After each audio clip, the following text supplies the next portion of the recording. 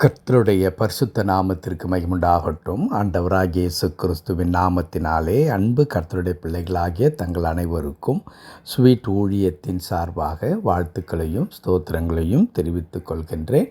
ஏசாயா தீர்க்கதரிசியின் புத்தகம் 35ஆம் அதிகாரம் 8வது வசனம். ஏசாயா 35ஆம் அதிகாரம் வசனம் 8. அங்கே பெரும் பாதையான வழியும் இருக்கும், அது பரிசுத்த வழி என்னப்படும். தீட்டுள்ளவன் அதிலே நடந்து வருவதில்லை. அந்த வழியில் நடக்கிறவர்கள் பேதையாயிருந்தாலும் திசை கெட்டு போவதில்லை. அந்த வழியில் நடக்கிறவர்கள் பேதையாயிருந்தாலும் திசை கெட்டு போவதில்லை.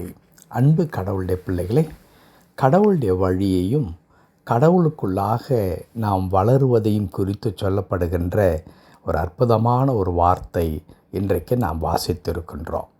நாம் கடவுளுக்குள்ளாக நாம் இருக்கும் பொழுது, கடவுள் காண்பிக்கின்ற வழியில் நடக்கும் பொழுது, அல்லது நம்முடைய வாழ்க்கையை கடவுளுடைய திரு சித்தத்திலே அர்ப்பணித்து அவரை நாம் பற்றி கொண்டிருக்கின்ற ஒரு அனுபவம் இருக்கிறதே, அந்த ஒரு அனுபவத்திற்குள்ளாக நீங்களும் நானும் வரும் பொழுது நம்முடைய எதிர்காலம் என்னவாகும், எப்படி இருக்கும் என்பதை குறித்து அழகாய் சொல்லப்பட்டிருக்கிறது.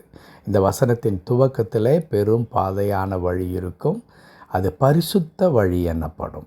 அது கடவுளுடைய வழி. பரிசுத்த வழி என்று சொன்னாலே அது கடவுளுடைய வழியாக இருக்கிறது. அந்த கடவுளுடைய வழியிலே நாம் நடக்கும் பொழுது அங்கே நம்முடைய காரியங்கள் எப்படி இருக்கும் என்பதை தான் அந்த வசனத்தினுடைய 2வது பகுதியில் வாசித்தோம். அந்த வழியில் நடக்கிறவர்கள், கர்த்தருடைய பரிசுத்த நாமத்திற்கு மகிமுண்டாகட்டும்.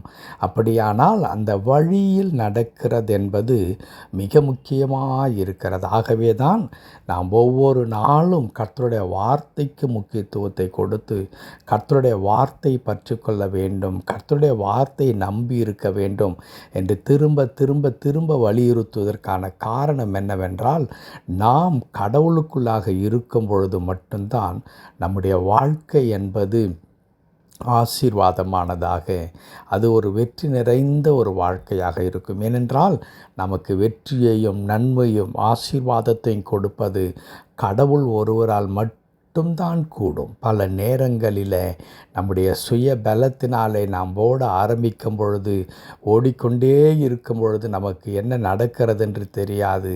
எல்லாமே அனுகூலமாக இருப்பதை போல் தெரியும். ஆனால் ஒரு காலகட்டத்தில் நம்முடைய பலன் குன்றும் பொழுது நம்மால் ஒன்றும் செய்ய முடியாத நிலைக்கு தள்ளப்படுவோம்.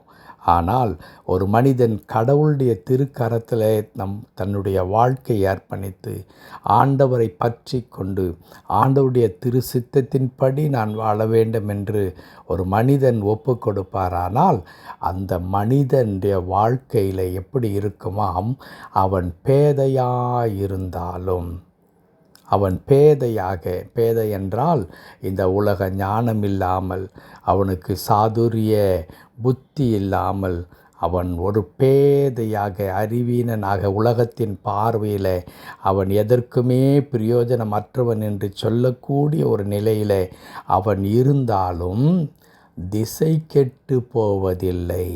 அவனுடைய வாழ்க்கை சிதறி போவதில்லை. அவனுடைய வாழ்க்கை ஒரு விதமான இல்லாத ஒரு நிலைக்கோ அல்லது அவனுடைய வாழ்க்கையானது அர்த்தமில்லாத ஒரு முடிவுக்கோ அவனுடைய வாழ்க்கை வரவே வராது. காரணம் என்ன? அந்த பேதையாக இருக்கிறவன் கர்த்தரை மட்டுமே நம்பி இருக்கிறவனாயிருப்பான்.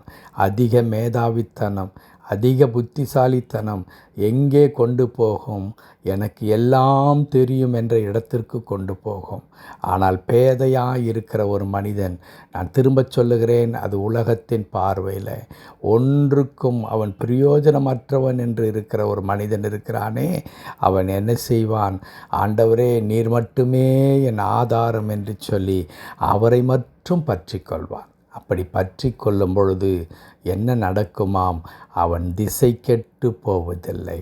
அவன் வாழ்க்கையானது கடவுள் அவனை வழிநடத்துகிறவராக இருந்து அவனுக்கு வேண்டிய எல்லா விதமான நன்மைகளையும் கிருபைகளையும் அதினதின் காலத்திலே கொடுத்து ஆண்டவர் அவனுக்கு புத்தி புகட்டி அல்லது ஆண்டவர் அவனுக்கு ஆலோசனையை கொடுத்து வழி இதுவே, இதில் நடவுங்கள் என்று வழிகாட்டுகின்ற கடவுளாய் அவருக்கு இருப்பார். அப்பொழுது அந்த மனிதன் யாருடைய துணை கொண்டு நடக்கிற மனிதனாய் இருப்பார் என்றால் கடவுளுடைய துணை கொண்டு நடக்கிற மனிதனாய் இருப்பான். அப்படி கடவுளுடைய துணை கொண்டு நடக்கும் பொழுது அவன் வாழ்க்கையை சீர்குலைக்கும்படியாய் சின்ன பின்னமாக்கும்படியாய் அவனுடைய வாழ்க்கையிலே அந்த வழியை மாற்றிப்படும்படியாய் பிசாசானவன் எவ்வளவுதான் அவனுக்கு விரோதமாக கிரியை செய்து சோதனைகளையும் பாடுகளையும் கொண்டு வந்து வாழ்க்கை சின்ன பின்னமாக்கிவிட வேண்டும் என்று நினைத்தாலும் கடவுள் ஒரு நாளும் அவனை விட்டு விட மாட்டார்.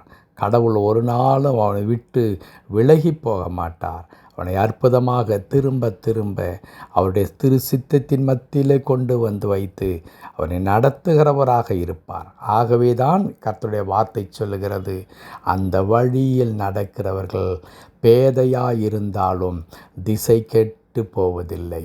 ஆகவே தான் நாம் சொல்லுகிறோம், கடவுளுடைய வார்த்தைக்கு கீழ்ப்படிந்து அவருடைய திருக்கரத்தில் வாழ்க்கை அர்ப்பணியுங்கள். அந்த வாழ்க்கை ஆசீர்வாதமாயிருக்கும்.